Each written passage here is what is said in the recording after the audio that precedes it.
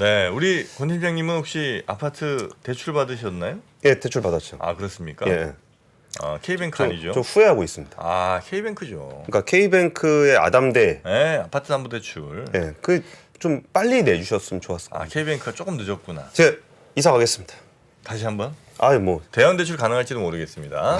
자, K뱅크 아담대 예. 아파트 담보 대출도 한번 대출 생각 있으신 분들 알아보시면 좋겠고요. 그러면 우리 박병창 이사님 한번 모셔보도록 하겠습니다. 어서 오십시오. 안녕하세요. 안녕하십니까? 네, 반갑습니다. 월요일입니다. 주말 잘 네. 보내셨고요? 네, 잘 보냈습니다. 네. 오늘 좀 춥네요. 좀 쌀쌀하더라고요. 좀 오늘 아침에 엄청 예. 추워졌어요. 주 중반까지는 추운 것 같은데 감기 조심해야 될 것 같습니다. 이번 주에 저희 건강까지 챙겨주시고 고맙습니다. 자, 건강도 챙겨주셔야 되지만 또 네, 시장 건강은 좀 어떻습니까? 네. 글쎄요. 뭐 은행발 리스크로 인해서 전체적으로 심리적으로 불안한 상황인데 지수는 올라가고 있습니다. 지수는 올라가는 희한한 상황입니다. 예, 지난주에도 나스닥 1.6% 올랐고요. 주간으로 다우는 1.18%, S&P 500은 1.39% 올랐습니다. S&P 500은 3,970포인트입니다. 지난주 금요일 날 0.3, 0.4, 0.5 상승을 했는데요. 유럽이 하락을 했거든요. 도이치뱅크 때문에. 그런데 미국 시장은 후장 들면서 반등을 했습니다. 여러 가지 매파적 발언들 좀 있었는데 시장은 그렇게 되지 않을 거다. 이렇게 생각하는 정서가 좀 깔려 있는 것으로 좀 보였습니다. 흐름을 전반적으로 생각을 해보면 3월의 첫 주에 파월 의장이 50bp 금리 인상급이 있었을 때 4% 이상 급락했습니다. 예. 그 후에 은행 파산 유동성 위기가 나온 거거든요. 그래서 변동성이 굉장히 심했어요. 네. 그런데 그 2주 연속 시장은 반등했습니다.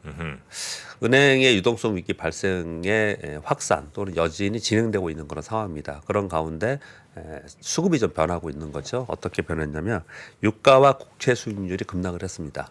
국채 수익률을 보시면 10년 만기 국채 수익률이 3.37%, 2년 만기 국채 수익률이 3.76%, 2년 만기 국채 수익률이 5% 위에까지 올라갔던 거였어요. 맞아요.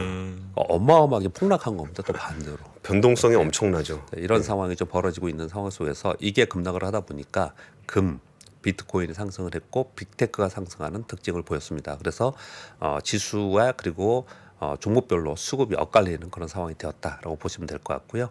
지난주 특징은 FOMC 회의에서 25bp 금리 인상 했다라는 거 하고요. 그리고 경제 성장률 좀 하향했다는 거 하고 이런 것들을 보면은 전체적으로 경기에 대한 우려가 있고 빅테크는 이제 금리가 25bp 금리 인상 하면서 빅테크가 올라가면서 상대적으로 이제 강세를 보였다는 게 특징이었습니다. 전반적으로 보면은 2주간 계속해서 얘기를 좀 하고 있잖아요. 이번 주에도 계속 은행 얘기를 하고 하시고요. 그런데 그 2주간 굉장히 불안 심리가 작용했음에도 불구하고 시장은 반등을 했습니다. 네. 이렇게 보시면 될 것 같고요. 우리 시장은 지난 한 주 동안 코스피는 0.8% 상승, 코스닥은 3.35% 상승이어서 코스닥은 연중 신고가 돌파하면서 강세를 보이고 있습니다. 824포인트입니다.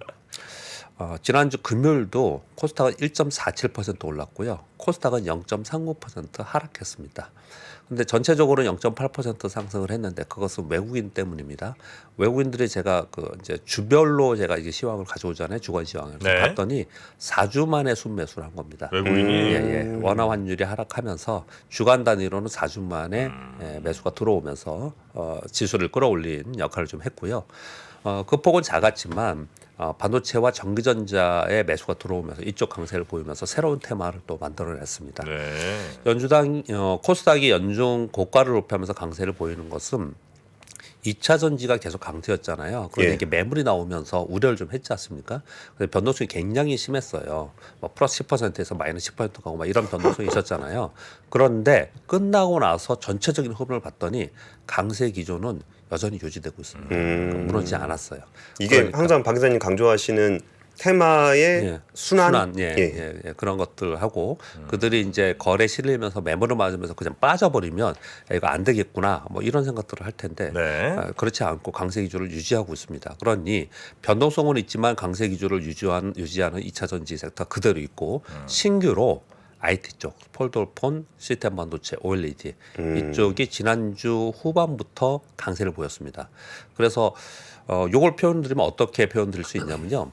역사적 신고가 52주 신고가는 2차 전지나 이쪽이 굉장히 많고 AI는 로봇이 많고요. 예. 60일 신고가들이 새로 나오는 것들을 이제 분석해서 자료들이 올라오거든요. 이 IT가 많아졌습니다.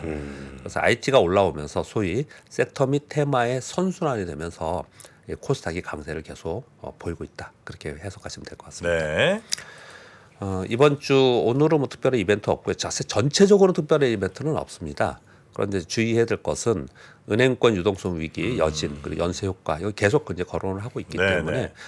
이건 뭐 계속 심리적으로 위축된 상황에서 어떻게 될지 이제 지켜보는 거고 이게 사실은 뭐 말들은 정책 당국이나 이런 쪽에서는 연준 위원들은 문제 없다 이렇게 얘기를 하고 있지만 실제로 우리가 체감하는 것은 연쇄 효과가 계속 일어나고 있는 그런 상황이니까 이게 어떻게 될 것인지에 대해서 어느 누가 지금 뭐 정답을 내릴 수 있는 부분은 아니기 때문에 불확실성으로 남겨져 있는 그런 상황이다.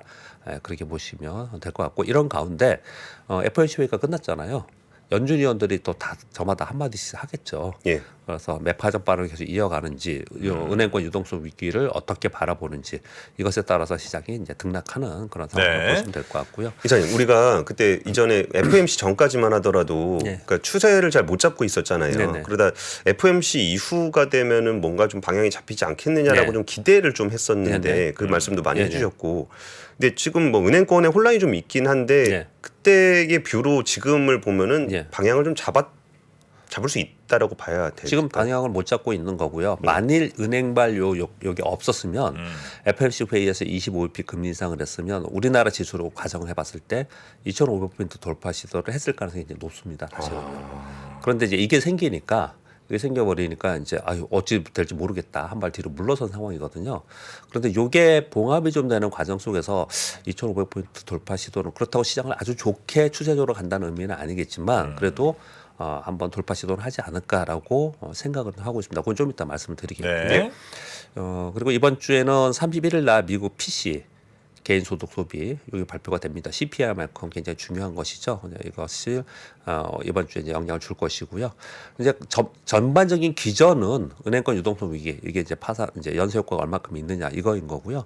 그러니까 이번 주에 중요하게 또 보는 것이 뭐냐면 28일 화요일과 수요일에 미국의 은행 파산에 대한 의회 청문회가 있습니다. 여기서 뭔 얘기가 나오냐에 따라 시장이 또 막 흔들리겠죠.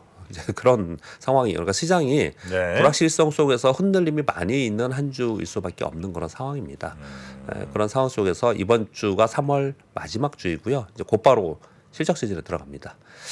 가장 먼저 마이크론이 28일 날 실적 발표하거든요. 마이크론 실적 발표에서 가장 중요하게 생각하는 거는 저점을 형성하는가 또는 감산 여부. 에 대해서 시장이 관심을 많이 가지고 있습니다. 이 부분을 이제 살펴보시면 될 것 같아요. 전반적으로 보면은 이벤트를 보면 아주 시장의 기조를 바꿀 만한 이벤트가 있는 것은 아니고요. 변동성이 많을 것이다. 네, 그렇게 보시면 될 것 같습니다. 은행들이 어쨌든 얘기들이 계속 나올 거 아니에요. 네네. 그러면 우리가 이제 어쨌든 뭐 그런 위험성이 있을 상황은 피해야 될 거 아닙니까? 네. 그러면 은행들 가운데서 대출 규모가 좀 너무 크다거나 아니면 네. 뭐 투자를 어디에 좀 많이 좀 했다거나 이런 것들을 좀 저희가 거르는 게 일단은 걸러놓는 게 좀 현명한 방법이겠습니까? 지금 말씀 주시는 거는 은행에 대해서 선별해야 된다는 말씀을 주시는 거잖아요. 네. 그 얘기는. 네. 근데 은행에 문제가 됐으니까 은행 전체에서 뒤로 한번 물러서야죠. 은행 전체에서 예, 은행에서 어디는 그래도 괜찮을 거야, 어디는 나쁘다 할보다는 은행 전체에서는 한 발 물러서는 게 일단 맞겠죠. 아, 그렇습니까? 네. 이제 그리고 지금 말씀 주신 거에서 조금 더 나아간다면 은행 부실로 인해서 우려되는 섹터라는 게 있을 거 아니에요. 예. 그러다 보니까 지난 2주도 그랬지만 은행, 에너지, 소재, 산업재, 부동산 지금 은행이 부동산, 상업용 부동산으로 문제된다 그러잖아요. 그러니까 이쪽은 피해가야 되는 거고 이쪽이 지금 피해가야 되는 거고 네. 상대적으로 이쪽하고는 좀 상관이 없는 쪽이 어디 쪽이냐 라고 생각해 보면은 현금 흐름이 많은 빅테크. 그러니까 얘들이 지금 상승을 하는 그런 상황이 또 된다 네. 보시면 될 것 같습니다. 은행의 크레딧 리스크 우려로 그리고 여진 그리고 연쇄 효과 확인 과정이 계속 있어야 되는 거 추가 부실은 있을 가능성이 있다. 네, 지난주에도 그렇게 말씀을 좀 드렸습니다. 지금 준비를 하고 있는 것 같아요. 그래서 이런 부분 상황 속에서 도이치뱅크 위기설이 지금 부각되어 있기 때문에 지금 계속 말씀드린 바와 같이 이것 기저에 깔려 있습니다. 불확실성이. 그런 가운데 지금 질문 정확하게 딱 집어주신 것처럼 어떤 섹터는 굉장히 좋지 않고 매도가 나오고 뒤로 물러서는 섹터가 있고 또 어떤 섹터는 오히려 더 좋은 섹터가 있단 말이에요. 지난번에 금요일 날 말씀드린 것 같은데 지금 빅테크 종목들은 이번 2주 동안 18%, 10% 올라간 종목들이 발생이 되고 있어요. 그러니 지금 환율이 지금 떨어졌지 않습니까? 달러인더스가. 그리고 금리도 25p 금리 인상하고 이제 금리 야 그렇게 강하게 할 수 있어? 여기까지 갔잖아요. 예. 그러니까 그동안의 환율이나 금리로 인해서 안 좋았던 섹터들은 상대적으로 우호적으로 변한 거고 그러네요. 그리고 경기나 유동성 위기 쪽에 영향이 있는 그런 쪽은 상대적으로 위기가 발생이 되는 양면성의 시장이 있다. 제가 그렇게 표현을 드린 거고 그러면 그 양면성의 시장 속에서 어떻게 해야 되느냐의 측면에서 그럼 어떤 방향을 잡아가야 되느냐 그것은 이제 불확실성이 지금 존재해 있기 때문에 그 상황 속에서 시장은 방향을 잡지 못하고 그냥 여전히 계속 테마 시장, 수급 시장이 계속 이어지는 거고 특히 실적 시즌에 들어가기 때문에 계속 우리 시장은 이렇게 이어질 수밖에 없고 이것이 반영되고 있기 때문에 코스닥이 연중 신고가를 내면서 상대적으로 강한 모습을 나타내고 있다. 그런 것이고요. 단기적으로는 지금 말씀드렸다시피 우리나라 환율이 지금 1,300원 아래 다시 떨어졌잖아요. 그리고 금리도 지금 시중금리 막 급격하게 떨어지고 있지 않습니까? 그렇다면은 이런 것들로 봐서는 성장주나 아니면 IT나 또는 외국인 매수가 유입되는 쪽 외국인 매수가 들어오면 또 IT 쪽이 들어옵니다. 그렇죠. 그러다 보니까 이쪽은 반등 시도를 하고 있는 거고 중장기적인 시황에서 본다면은 경기 침체나 유동성 위기가 이제 기저에 깔려 있는 이제 그런 상황이기 때문에 올라가면 매물 맞으면서 추세적으로 올라가지 못할 것 같아요. 여전히 일정한 박스권 속에서 변동성이 심할 것이다. 그렇게 보시면 될 것 같습니다. 네. 자 뉴스 말씀드리겠습니다. 미국 재무부에서 IRA에 대해서 해석을 한 부분이 미국 업계에 불리하다. 이런 뉴스가 좀 나왔어요. 그래서 이건 되게 중요한 것 같아서 말씀을 좀 드려보겠습니다. 무슨 얘기예요 이게? 예, 이 설명을 드려볼게요. 양극재와 음극재를 재무부의 해석은 부품이 아닌 핵심 광물로 간주해서 해석을 해서 이번에 발표가 됐었어요. 예. 왜 그러냐? 이게 왜 중요하냐면 이게 부품으로 만약에 분류하면 미국 북미에서 제조 조립해야지만 보조금을 받을 수가 있어요. 예. 근데 이게 광물로 분류가 되면 FTA 체결국이 우리나라에서 그냥 생산해도 된다라는 거예요. 그쵸. 그 보조금을 받을 수 있다라는 거예요. 그래서 양극재, 음극재 우리나라 기업들이 굉장히 지금 뭐 선점하고 있고 점유율이 굉장히 높잖아요. 이들 기업이 분류가 어떻게 되느냐에 따라서 우리나라에서 생산 또는 제조 조립해도 되는가 아니면 미국 가서 해야 되는가 이런 게 좀 갈린다는 거예요. 그래서 네. 중요하게 좀 얘기를 좀 하고 있는 거 다루고 있는 것 같아서 좀 참고로 말씀을 좀 드리겠습니다. 그 참고로 이번에 세부 지침 규정안이 이번 주에 나올 나옵니다. 거라고 네, 그러네요. 그래서 이게 지난주에 뉴스화된 겁니다. 사실 네. 이 부분 말씀드리겠고요. 그러면서 이제 미국은 이제 바이오 전략 보고서라는 걸 발표가 좀 있었는데 지난주에요. 원료 약 최소 25%를 미국에서 생산하는 것을 목표로 한다. 화학물질은 30%를 미국에서 생산하는 것을 목표로 한다. 뭐 이런 것들이 물론 기간이 있습니다. 5년대, 20년대 기간이 있어요. 근데 이 워딩 자체가 우리나라 기업들에 좀 불리하지 않냐 이런 것들이 지금 나오고 있는 그런 상황이에요. 네, 이런 가운데 우리나라는 지난 주말에 제3차 제약 바이오 산업 육성 지원 종합 계획 요즘 이제 이런 정책이 굉장히 많이 나와서 어떤 건 먹히고 어떤 건 안 먹히고 그러는데 지금 뭐 25조 정도 R&D 투자한다. 블록버스터 신약 한 2개 정도 목표를 하고 있다. 글로벌 기업 한 3개 정도 목표하고 있다. 이런 얘기들이 나오고 있는데 우리가 계속 지금 배터리나 IT, 반도체 칩 이런 쪽만 얘기를 하고 있는데 사실 그 외 분야에서도 이런 지금 싸움이 벌어지고 있다. 이렇게 좀 전해드릴 수 있겠고요. 미국과 유럽은 뭔가 모종의 합의를 자기들끼리 좀 하고 있는 것 같아요. 예. 그래서 보조금 관련 협상을 지금 하고 있는데 미국과 EU 집행위에서 유럽에서 조달 가공된 핵심 광물로 사용된 전기차는 미국의 보조금 지급 대상으로 해야 된다. 이거 좀 되는 쪽으로 얘기를 하는 것 같아요. 묘하네요. 예. 그런 쪽으로 좀 얘기를 좀 하고 있습니다. 근데 우리나라도 중요하죠. 우리나라는 또 유럽에 가 있는 데도 많기 때문에 이게 또 어떻게 되는지도 굉장히 중요합니다. 이쪽은 진짜 지금 뭐 전쟁이에요. 사실 지금 보면은 산업 전쟁이죠. 그리고 IT 관련 뉴스가 요즘 많이 나오고 있습니다. 우리나라가 팹리스 강화해야 된다 이런 뉴스가 나온 거고 있는 건데요. 이제 이렇게 보시면 됩니다. 몇 가지 읽어드릴게요. 우리나라가 메모리 시장의 전체 글로벌 점유율이 70% 정도 되는데 예. 시스템 반도체는 2에서 3%, 팹리스는 1% 정도뿐이 안 된다는 거예요. 근데 왜 이게 중요하냐? 지금 연초부터 계속 얘기하는 게 로봇, AI, 자율주행 이런 거 얘기하잖아요. 예. 여기에 들어가는 반도체는 다 시스템 반도체에 들어가 있단 말이에요. 그래서 미국과 유럽 그리고 중국 반도체 기술 패권 경쟁을 지금 하고 있는 가운데 우리가 너무 여기 지금 취약하다라는 얘기를 지금 하고 있는 거예요. 팹리스는 미국이 68%고요. 시스템 반도체도 미국과 일본 뭐 이런 데서 다 점유하고 있는 거거든요. 예. 그래서 우리나라는 이 비중이 상당히 낮기 때문에 이쪽에 강화를 위한 지원 또는 정책이 이제 중요하다 이런 얘기를 좀 하고 있는 거거든요. 이 뉴스가 왜 중요하냐면요. 그다음 5번째 뉴스 보시면 LG노텍이 이제 그동안에 애플량 카메라로 많이 먹고 살았어요. 기판하고 그런데 새로운 그 FCBGA 기판이라고 하는 것이 이제 한다 그랬는데 양산 지금 한다라고 합니다. 그러면서 그다음 뉴스 보시면요. 삼성전기는 MLCC 대표적이잖아요. 예. FPCB 하고 근데 자동차 부품 매상으로 도약한다. 라고 하면서 서버와 전장으로 재편과 확대를 한다 이런 뉴스를 하고 있거든요. 삼성도 지금 자동차용 반도체를 더 많이 확대한다 이런 뉴스가 나오고 있거든요. 이게 왜 이런 뉴스가 나오냐면 스마트폰 시장이 위축되어 있는 상황이고 그리고 메모리 시장 악화 속에 있기 때문에 새로운 먹거리를 확보해 총력을 한다 이런 뉴스를 지금 하고 있는 거예요. 그리고 시장이 그리고 기업들이 네. 그렇게 그쪽으로 바뀌어가고 있고요. 이 얘기 뭐냐면 위에 4번 뉴스하고 연동되는 겁니다. 시스템 반도체, 팹리스가 굉장히 취약하다라는 거예요. 그래서 여기를 더 이제 성장시키는 게 상당히 지금 중요한 그런 상황이다.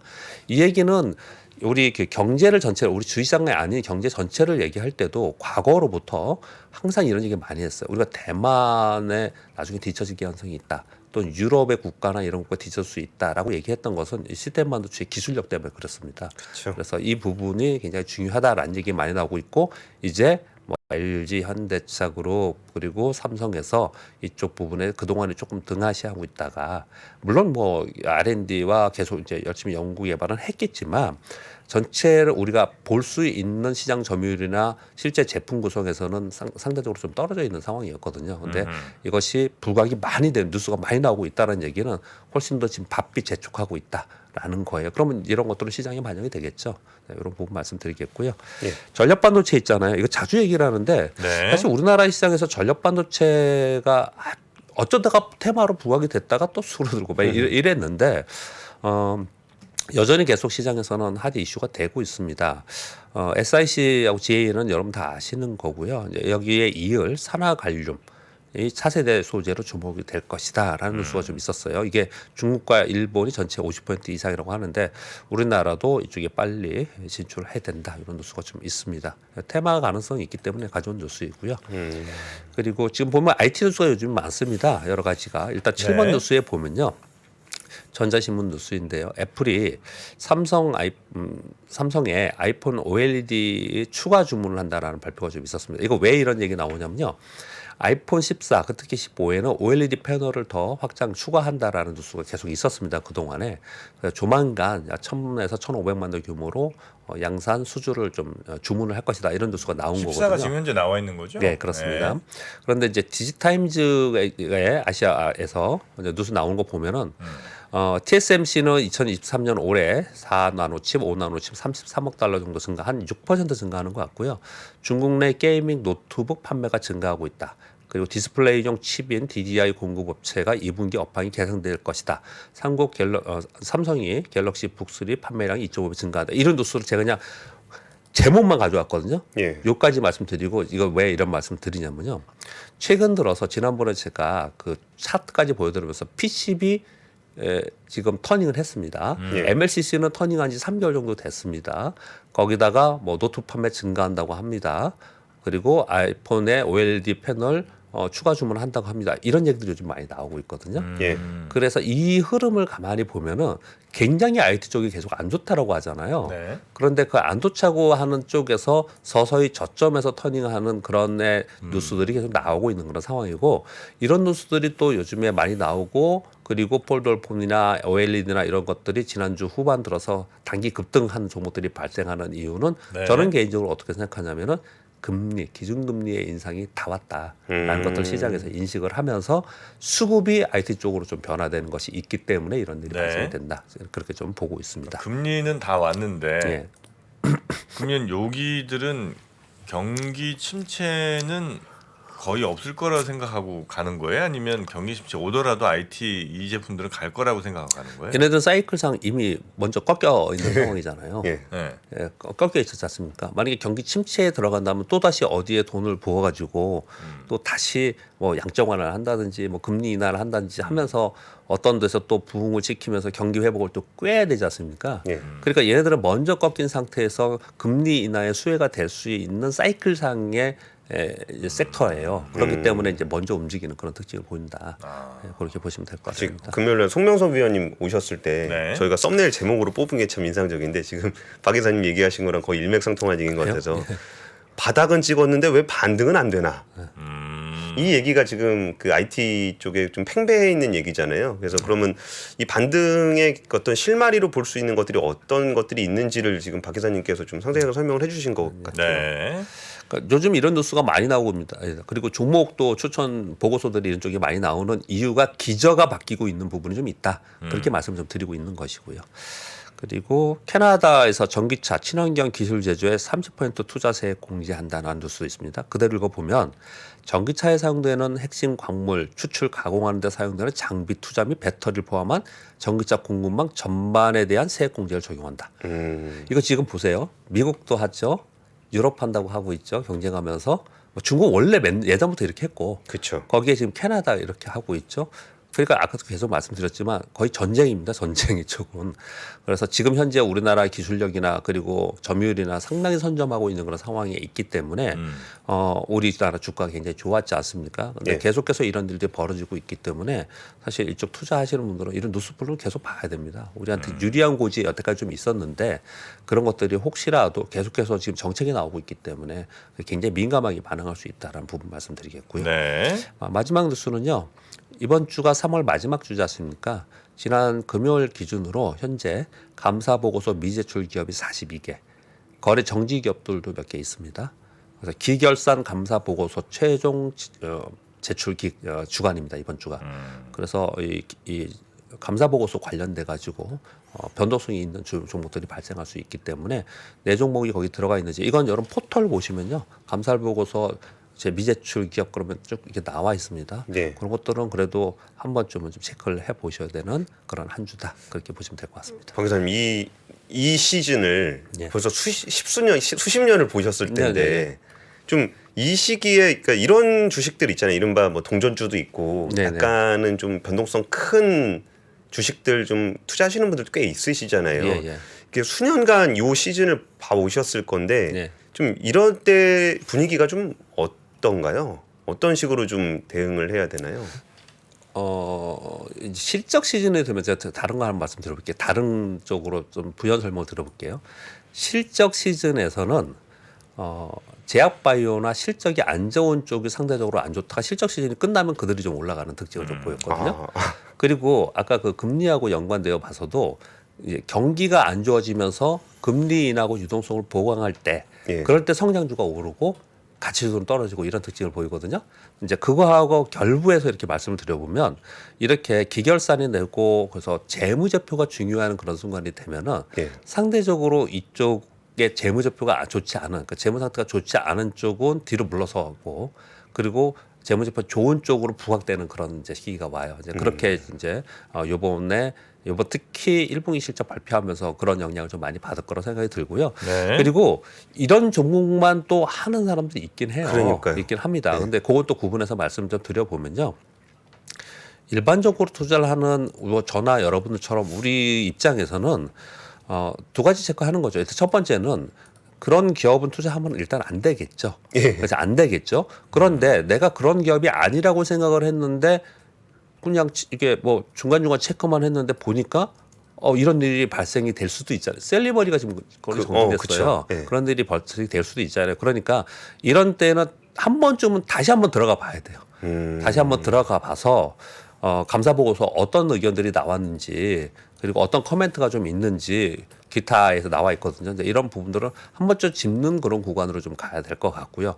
그거는 일반적인 투자자들의 입장에서 제가 그냥 말씀을 드린 거고 원래 또 이런 주식을 하는 사람들이 있거든요. 맞아요. 이제 그런 사람들이 이거 왜 하냐면요. 미제출했다 그러면서 주가가 굉장히 안 좋다가 제출을 했다 그러면 막 급등하는 한 방에 있는 예, 한 방에 있는 그런 주식들이 있긴 있습니다. 있긴 있어요. 그런데 글쎄요, 그 변동성을 노리고 투자를 한다. 일반적인 개념에서 우리 같이 투자의 개념에서 좀 어려운 부분이고 그쪽 전문가들이 따로 있어요. 우리 시장에서는 여러분 이런 것만 하는 전문가 또는 뭐 하한가만 하는 전문가, 맞아요. 상한가만 하는 전문가, 심지어 정리매매 예, 정리매 전문가 이렇게 다 있어요. 그러니까 내 거인 거, 네. 내 게 아닌 거, 그리고 내 성향과 투자 전략이 맞는 거 안 맞는 거가 굉장히 중요하거든요. 그래서 뭐 굳이 나는 이 기술을 피해야 된다라는 게 좀 맞지 않을까 그렇게 좀 생각을 합니다. 네. 자, 이때가 참 아주 민감한 때죠. 이런 걸로 이런 이슈로 인해서. 대부분의 분들은 여기에 그렇게 크게 적용되지는 않아요. 되지는 않는데 상대적으로 지금 가만히 보시면 지금 이런 주간에 제약바이오 갖고 계신 분들은 진짜 힘들 텐데 제약바이오 뜨겠습니까? 그러니까 자기 차례라는 게 있거든요. 네. 그러니까 이 구간에서는 상대적으로 이익이 많이 안 나고 재무상태가 좋지 않은 쪽에서는 지금은 상대적으로 좀 뒤처질 수밖에 없고 이런 게 해결이 되고 좀 지나가잖아요. 그러면 이제 다 끝났다 그러면서 좀 반등 좀 주고 뭐 이런 흐름이라는 게 있어요 시장에는. 그렇게 이해하시면 될 것 같습니다. 네. 정프로님 혹시 셀리버리는 안 가지고 계세요? 저는 없습니다. 이것도 꽤 그렇죠. 유명한 셀리버리, 주식이었는데. 예, 그 종로의 미용실 원장님이 갖고 계신 거죠. 지금도 갖고 계신지 모르겠어요. 그때는 갖고 계셨는데, 네, 셀리버리.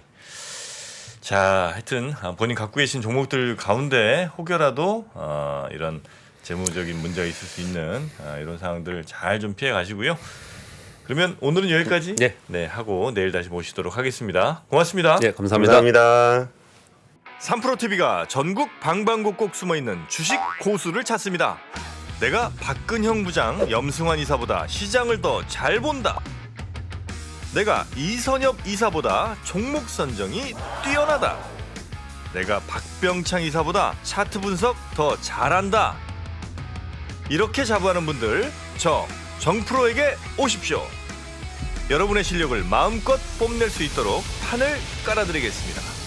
전국 증권사 지점의 PB, 주식 브로커, 펀드 매니저는 물론이고 전업 투자자, 슈퍼개미, 스몰개미, 기타 등등 이 시장에 대한 날카로운 분석과 통찰만 있다면 누구든 환영합니다. 숨은 고수 여러분의 많은 참여 부탁드립니다. 팔로우 미.